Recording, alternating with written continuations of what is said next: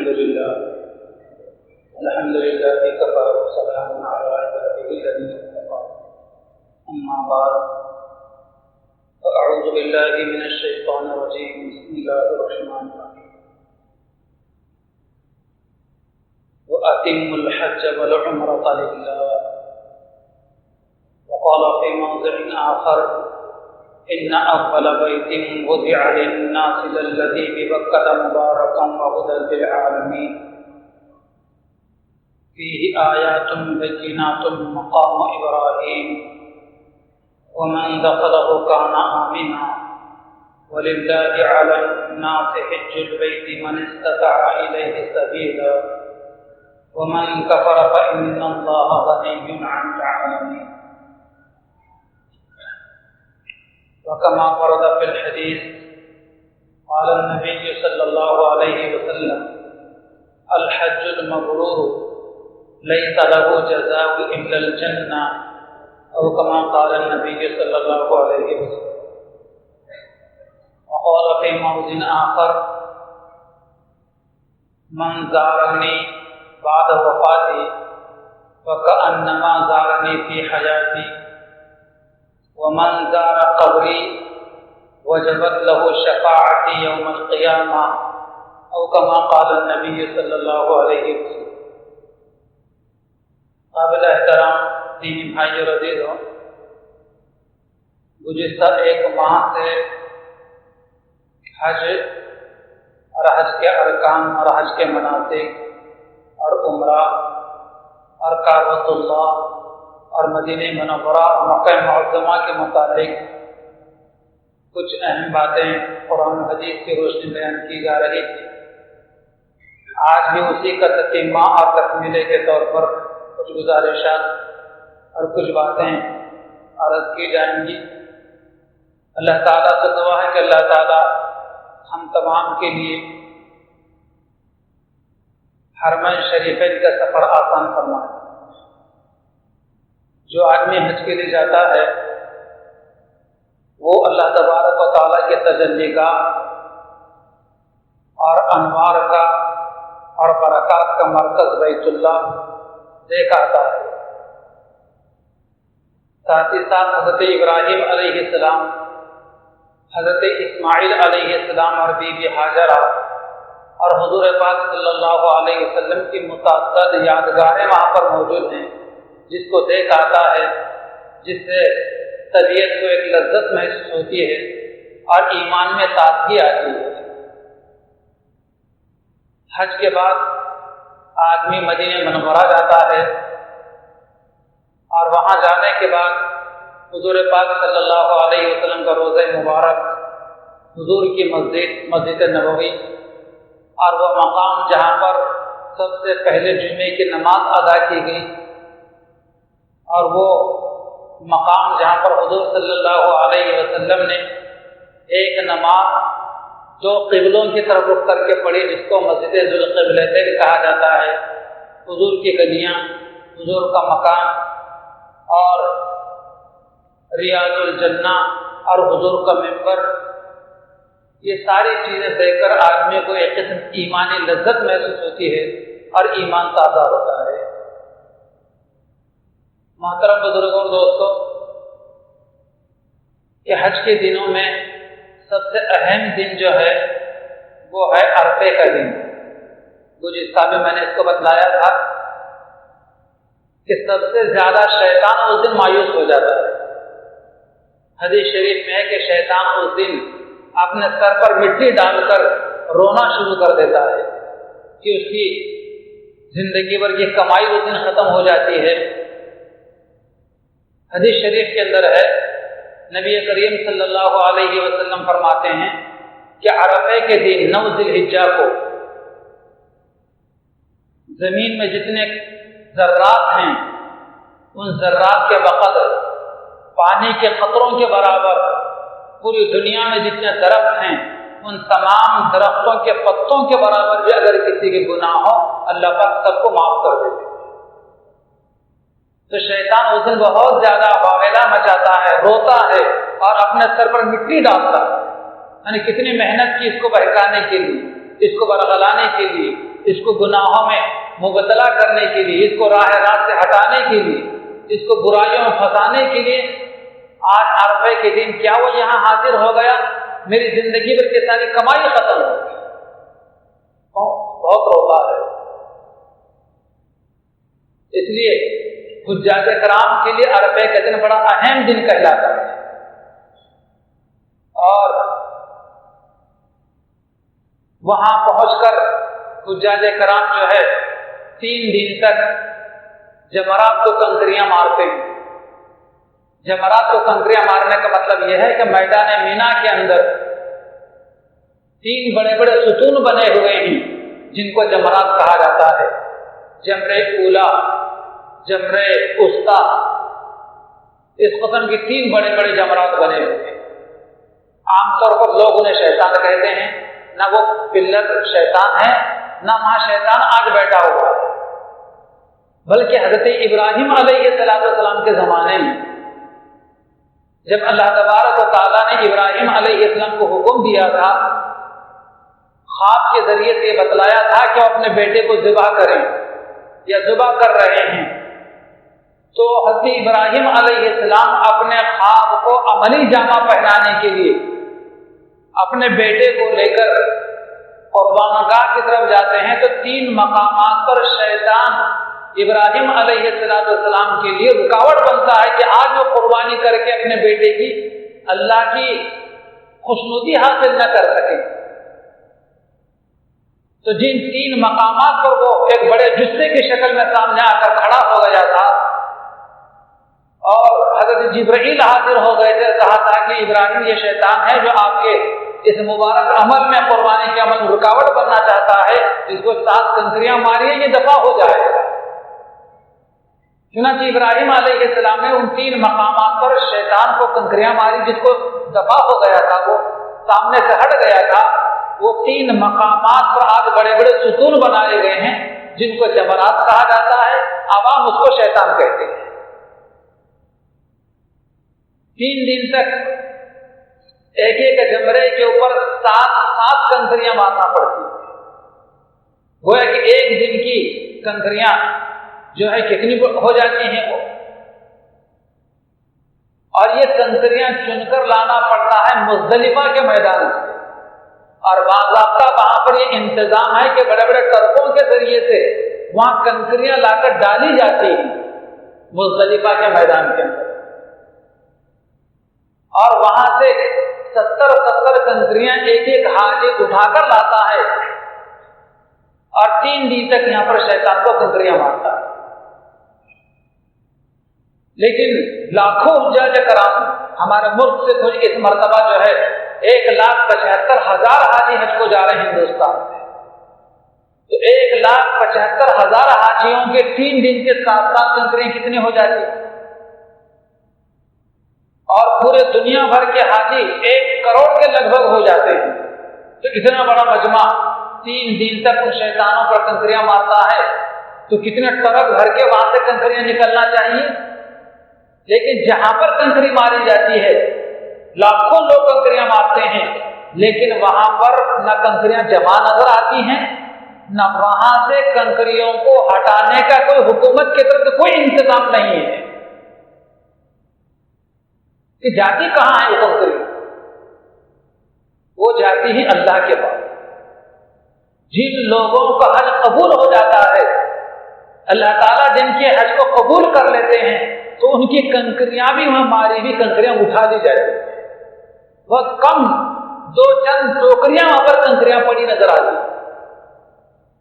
فرمایا گیا کہ یہ 2 چند ٹوکریاں جو کنکریاں وہاں پر پڑی نظر آتی ہیں، یہ کنکریاں ان لوگوں کی ہوتی ہیں جن کا حج اللہ قبول نہیں کرتے، ان کی کنکریاں پڑی ہوتی ہیں، ورنہ وہ سارے کے سارے لوگ جن کا حج قبول کیا جاتا ہے وہاں سے کنکریاں اٹھا دی جاتی ہیں۔ خدا کرے کہ اللہ تعالیٰ یہ ساتھ ہمیں بھی نصیب کرے اور ہماری بھی کنکریاں وہاں سے آسمان سے اٹھا لی جائے، تاکہ ہم سب کی بھی مغفرت ہو۔ اور ایک حاجی جب شیطان پر کنکری مارتا اس پلر پر جہاں پر ابراہیم علیہ السلام کو بہکایا گیا تھا، بلکہ بہکانے کی شیطان نے کوشش کی تھی، کنکری ماری جاتی ہے، تو حدیث شریف کے اندر ہے ایک بڑا گناہ جو اس کی زندگی کو تباہ کرنے والا گناہ کو اس نے دنیا میں کیا تھا، ایک کنکری کی وجہ سے ایک بڑا گناہ اس کا معاف کیا جاتا ہے۔ اور کنکریاں مارنے کے بعد قربانی کرتا ہے حج۔ قربانی کرنے کے بعد یہ بات یاد رکھیں کہ حج کو جانے والے کے لیے 2 قربانیاں ہیں۔ ایک وہاں کی شکرانے کی قربانی کی، ایک سفر میں اللہ تعالیٰ 2 عبادتیں کرنے کا موقع عطا فرما رہے ہیں، ایک عمرہ اور دوسرے حج۔ تو اس کے شکرانے میں وہاں پر حج قربانی کی جاتی ہے۔ تو یہ قربانی وہیں پر کرنا، مکہ کے قربان گاہ میں ہی قربانی کرنا ضروری ہے۔ اس کو شکرانے کی قربانی کہا جاتا ہے۔ اور دوسری قربانی حاجی صاحب کے مالدار ہونے کی وجہ سے جو واجب ہوتی ہے قربانی، اس قربانی کو کرنا ضرور ہے۔ اب کرنے میں اختیار ہے، چاہے اپنے وطن میں کریں چاہے حرم شریف وہاں کریں، مکہ مکرمہ کی قربانی گاہ مینا میں کریں چاہے اپنے وطن میں کریں، مالی حیثیت کی قربانی میں دونوں اختیار ہے۔ چاہے اپنے وطن میں اس کا انتظام کر کے جائے، یہاں سے پیسے لے کر وہاں جائے اور مکہ مکرمہ کی مینا کی قربانی گاہ میں وہاں قربانی کرے۔ جب وہاں قربانی کی جاتی ہے تو کتنا ثواب میں اضافہ ہو جاتا ہوگا۔ ہمیں معلوم ہے کہ ہم یہاں قربانی کرتے ہیں، اللہ تبارک و تعالیٰ قربانی کے جانور کے بدن کے اوپر جتنے بال ہوتے ہیں، اللہ پاک ایک ایک بال کے عوض ایک ایک نیکی عطا فرماتے ہیں۔ اور وہاں کی نیکی تو ایک نیکی ہے، یہاں کے 1,00,000 نیکی کے برابر ہے۔ حرم کی نیکی جو ہے یہاں کے 1,00,000 نیکیوں کے برابر ہے۔ ہم یہاں ہم گھر میں نماز پڑھ لیتے ہیں، نماز ہو جاتی ہے، اگرچہ کہ اس پر ثواب جو ملنا چاہیے وہ نہیں ملتا۔ ہم اگر مسجد میں نماز پڑھتے ہیں تو 27 نمازوں کا ثواب ملتا ہے، شہر کی بڑی مسجد میں جا کر نماز پڑھتے ہیں تو 500 نمازوں کا ثواب ملتا ہے، جس کو جامع مسجد کہا جاتا ہے۔ یہ ہماری مسجد بھی یہ ہمارے علاقے کی بڑی مسجد کہلاتی ہے۔ اور اگر کوئی مسلمان حضور صلی اللہ علیہ وسلم کی مسجد میں یا بیت المقدس میں جا کر نماز پڑھتا ہے تو ایک نماز کے پڑھنے پر 50,000 نمازوں کا ثواب ملتا ہے اسے۔ اور یہی نماز اگر کوئی آدمی حرم شریف میں جا کر، مسجد حرام میں جا کر، مکے میں جا کر پڑھتا ہے تو ایک نماز کے پڑھنے پر 1,00,000 نمازوں کا ثواب ملتا ہے۔ اور اگر وہاں کوئی آدمی ایک روزہ رکھ لے 1,00,000 روزوں کے برابر ثواب ملتا ہے۔ 1 روپیہ وہاں پر حرم شریف میں مکہ مکرمہ میں صدقہ کر دے 1,00,000 روپے صدقہ کرنے کا ثواب ملتا ہے۔ 1 مرتبہ استغفار پڑھ لیجیے 1,00,000 مرتبہ استغفار پڑھنے کا ثواب ملتا ہے۔ اتنا زیادہ ثواب ہے وہاں کہ ہر نیکی کا۔ حضرت عمر فاروق رضی اللہ عنہ بیان فرماتے ہیں کہ مکہ کے باہر کی 70 لغزشیں بہتر ہیں مکہ مکرمہ کے اندر کی 1 لغزش سے۔ چونکہ مکہ مکرمہ کی ایک نیکی سے اتنا بڑا بھاؤ بڑا ہوا ہے، تو وہاں کوئی گناہ کرنا، کوئی جرم کرنا، کوئی نافرمانی کرنا، کوئی لغزش کرنا اتنا ہی زیادہ بڑے وبال کی بات ہے۔ اس لیے بہت زیادہ وہاں پر اپنے آپ کو محتاط رکھنے کی ضرورت پڑتی ہے کہ وہ مقام ادب ہے۔ اور قربانی کرنے کے بعد پھر حاجی صاحبان کے لیے ضروری ہو جاتا ہے کہ وہ اپنے سر کا حلق کریں، اپنے سر کے بال کاٹنا ضروری ہو جاتا ہے۔ یہ بات یہاں پر یاد رکھیں کہ میں ایک مسئلہ یہاں پر یہ بیان کیے دیتا ہوں کہ یہاں ہمارے علاقے میں بھی، ہمارے وطن میں بھی بہت سارے بھائی قربانی کرتے ہیں، مالدار لوگ، اور کرنا بھی چاہیے۔ لیکن یہاں کے بھی بہت سارے ہمارے بھائی ہندوستان میں، اپنے وطن میں، ہمارے شہر میں، میں کہوں اپنے محلے کے اندر جب قربانی کرتے ہیں، ادھر قربانی کا جانور ذبح ہوا، ادھر نائی کے پاس جا کر، حجام کے پاس جا کر اپنے سر کے بال اتار کر آتے ہیں اور اس کو ضروری سمجھتے ہیں۔ یاد رکھنا یہ فضول عمل ہے، اور اگر کوئی مسلمان یہاں قربانی کرنے کے بعد اپنے سر کے بال کاٹنا ضروری سمجھتا ہے تو ہو سکتا ہے کہ اس کو گناہ بھی ہو. ایک عمل ضروری نہیں ہے اس کو وہ ضروری سمجھ رہا ہے, کوئی ثواب نہیں ہے. وہ حاجی کا وہاں کا مخصوص عمل ہے جو یہاں نہیں. اس لیے یہاں جو بھائی ہمارے قربانی کرتے ہیں بڑے اجر و ثواب کا کام ہے, لیکن یہاں قربانی کرنے کے بعد سر کے بال کاٹنا نہ سنت ہے نہ واجب ہے نہ ثواب ہے, کچھ بھی نہیں. اسے نہ کیا جائے, اس میں ثواب نہ سمجھا جائے. لیکن وہاں جب حاجی سب سے پہلا عمل کر ذی الحجہ کو شیطان کو کنکری مارنا, اس کے بعد قربانی کرنا, اور قربانی کرنے کے بعد وہاں پر مینا کے اندر جو ہے اپنے سر کے بال کاٹنا ہے, جس کو حلق کرنا کہا جاتا ہے. تو جب مسلمان وہاں پر حاجی صاحب اپنے سر کے بال اتارتے ہیں تو نبی کریم صلی اللہ علیہ وسلم فرماتے ہیں کہ جتنے انسان کے سر پر بال ہوتے ہیں, ایک حاجی صاحب کے سر پر جتنے بال ہوتے ہیں سارے بال کاٹنا اس کے لیے ضروری ہو جاتا ہے. فرمان نبوی ہے, فرمان مصطفیٰ ہے کہ ایک ایک بال کے عوض اللہ پاک ایک ایک نیکی عطا فرماتے ہیں, اور ایک ایک بال کے عوض اللہ پاک کے گناہ معاف ہوتے ہیں, ایک ایک گناہ معاف کرتے ہیں. اور اس کے بعد پھر کعبۃ اللہ کا طواف کیا جاتا ہے.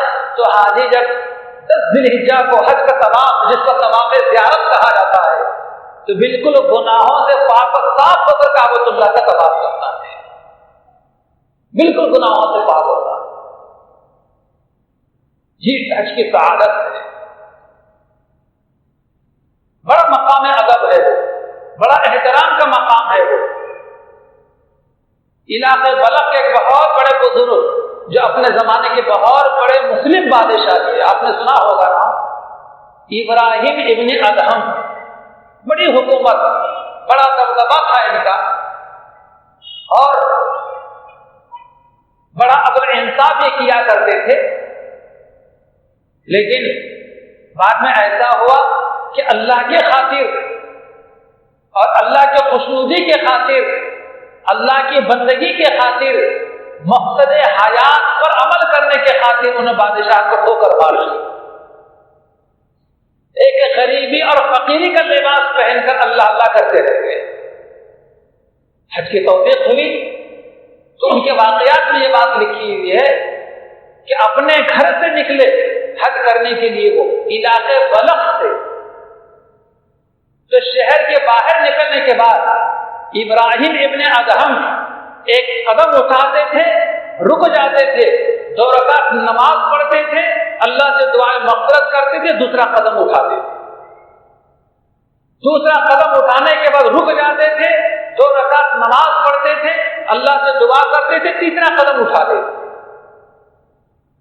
یعنی ابراہیم ابن ادہم رحمۃ اللہ علیہ جنہوں نے بادشاہ کو ٹھوکر مار دی مقصد حیات پر آنے کے لیے, تو حج کو جا رہے ہیں تو ہر قدم کے اوپر 2 رکعت نماز پڑھتے ہوئے 2.5 سال کے بعد مکہ مکرمہ پہنچے.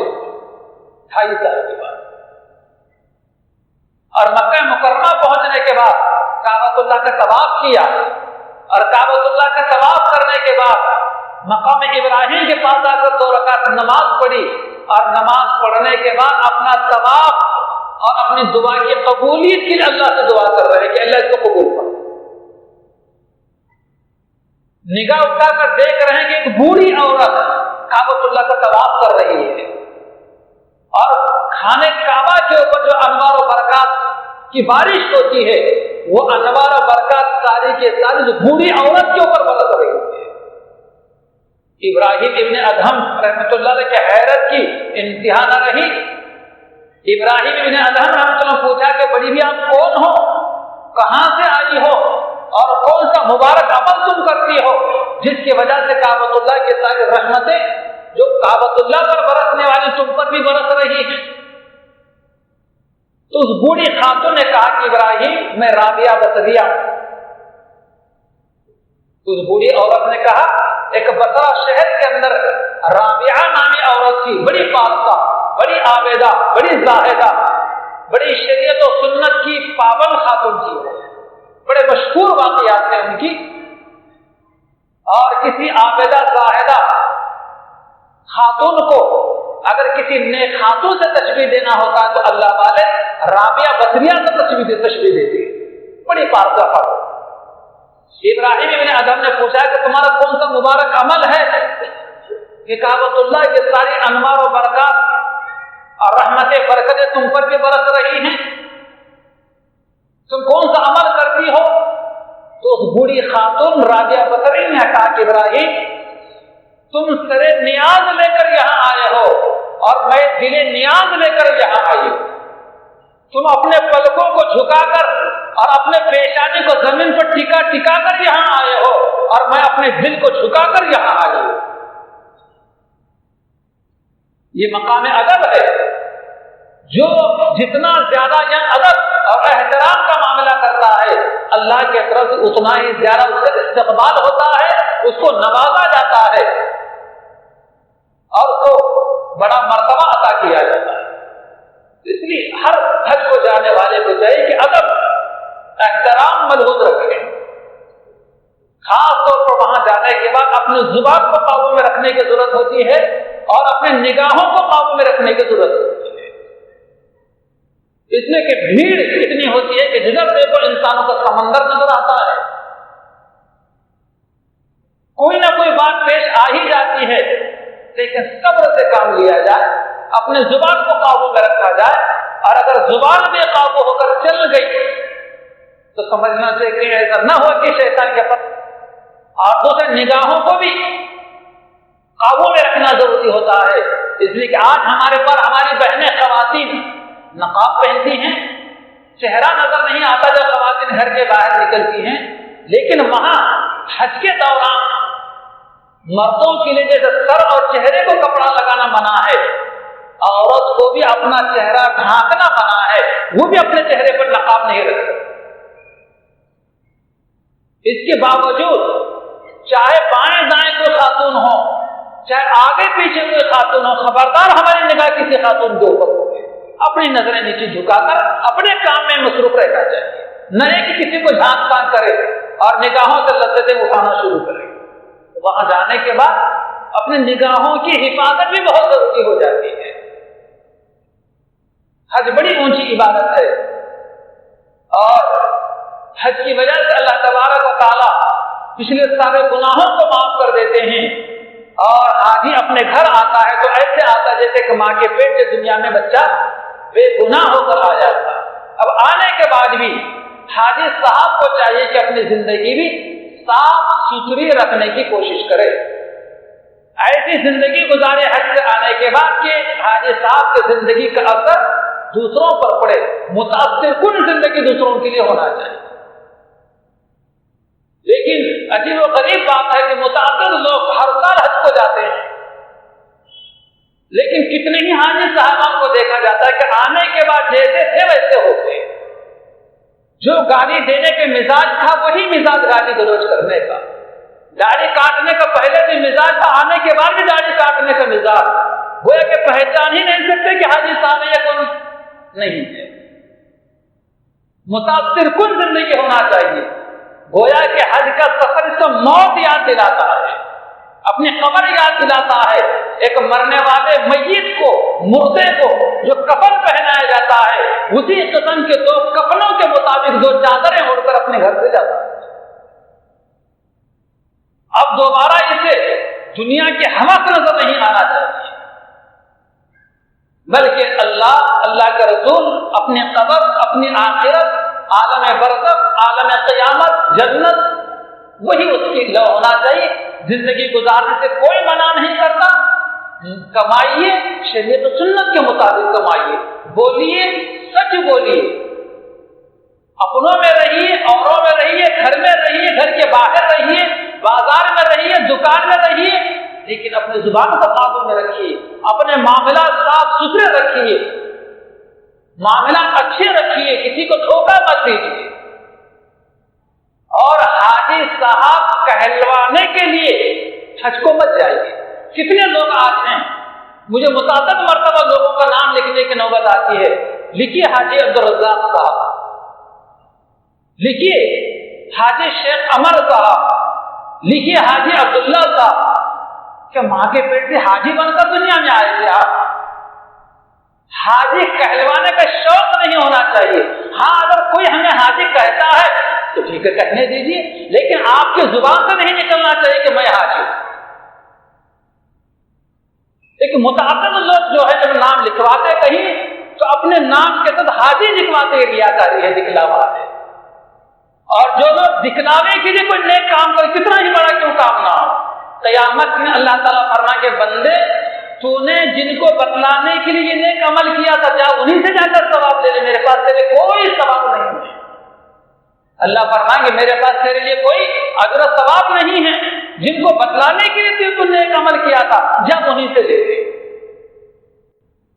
چونکہ زندگی بھر کا سارا سرمایہ لے کر حج کو جاتا ہے، اور ہر ایک کے لیے اتنی دور کا حرم کا سفر کرنا آسان بھی نہیں ہے، اور ہر مرتبہ جانے کا موقع بھی نصیب نہیں ہوتا، توفیق بھی نہیں ہوتی، بعض مطلب پیسہ رہتے ہوئے. اس لیے حج سے فراغت کے بعد حاجیوں کو موقع دیا جائے ہفتہ 10 دن کے لیے مدینہ منورہ جانے کا ضرور جانا چاہیے. اگر کوئی ضروری کام ایمرجنسی ہی لاگو ہو جائے اور بہت ہی ضروری کوئی کام ہو تو مکہ مکرمہ سے حج کے بعد اگر واپس آ جاتا ہے تو اس کا حج بھی ہو جاتا ہے. لیکن ضرور کوشش کرنا چاہیے کہ حج کے بعد مدینہ منورہ بھی جائیں اور وہاں 10 دن ہفتے بھر رہنے کا موقع دیا جاتا، جیسے کہ میں نے گزشتہ میں بتلایا تھا. لیکن وہاں جانے کے بعد خاص طور پر 2-3 کام ضرور کرنے چاہیے. کون سے 2-3 کام ہیں یہ؟ اگرچہ کہ آج وہاں کی حکومت نے وہاں کے کارندوں نے اتنا یہ کام آسان نہیں رکھا ہے، لیکن باتوفیق لوگ کوشش کرنے والے لوگوں کے لیے وہ کام آسان ہو جاتا ہے. کون سے کام ہیں؟ ایک تو یہ ہے کہ حضور پاک صلی اللہ علیہ وسلم کے روضہ اقدس پر حاضری آج آسان نہیں رہا ہے.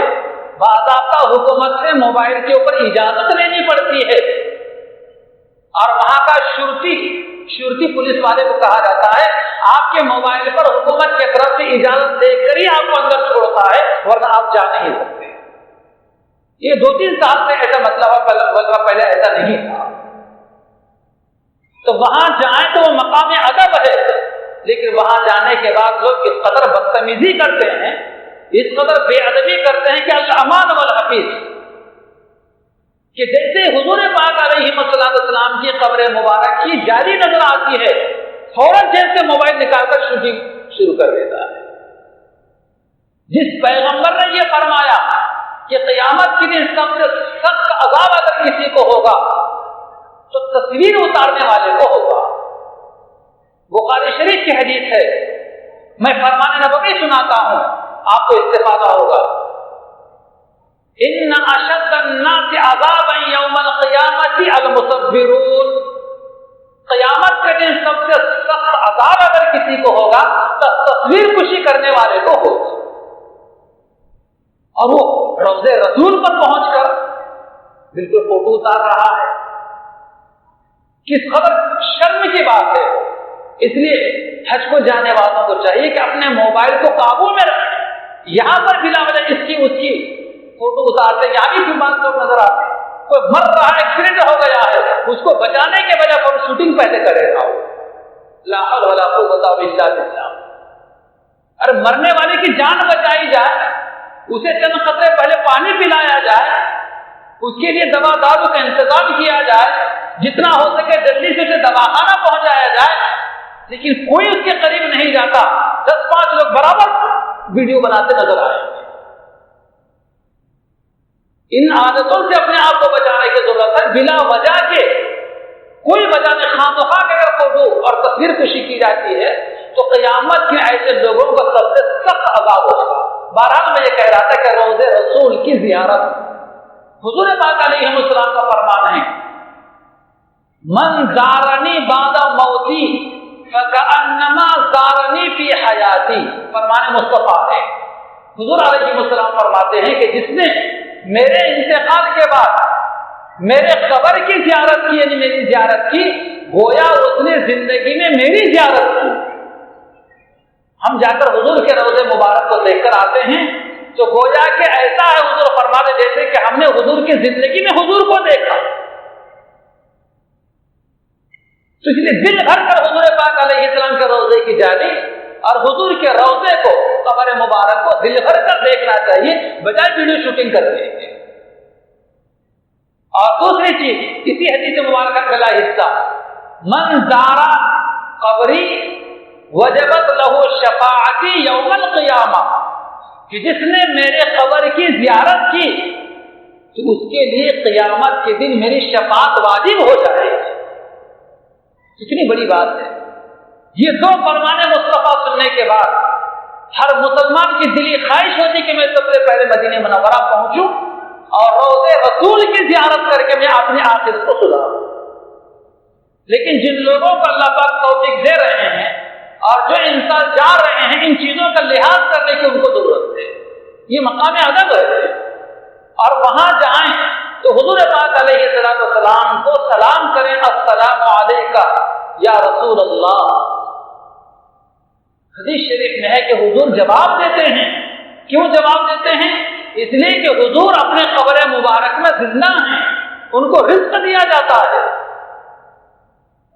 اللہ تبارک و تعالیٰ نے مٹی پر اس بات کو حرام کیا ہے کہ وہ پیغمبر کے جسم کو کھائے. ہاں, ہمارے جسم کو کھا جاتی ہے مٹی, گوشت کو سارا ختم کر دیا جاتا ہے, ہڈیاں ہماری باقی رہ جاتی ہیں, لیکن اللہ تبارک و تعالیٰ نے مٹی پر اس بات کو حرام کیا ہے کہ وہ پیغمبر کے جسم کو کھائے. حضور زندہ ہیں. وہاں روضے رسول پر پہنچ کر اگر سلام کیا جاتا ہے تو حضور ہمارے سلام کو سنتے ہیں اور جواب دیتے ہیں. تو یہ اس تصور سے جانا چاہیے کہ میں حضور کو سلام کر رہا ہوں, حضور میرے سلام کا جواب دیں گے. کتنی سعادت مندی کی بات ہوگی. بہرحال یہ چند باتیں میں نے حج اور عمرہ اور مدینہ منورہ کے تعلق سے میں نے کہی ہیں. اللہ تعالیٰ سے دعا ہے کہ اللہ پاک ہمیں عمل کی توفیق عطا فرمائے اور ہمیں زندگی میں ایک مرتبہ نہیں بلکہ بار بار حرمین شریفین کا سفر آسان فرمائے اور اس کی توفیق بھی عطا فرمائے. آمین. وآخر دعوانا ان الحمد للہ رب العالمین.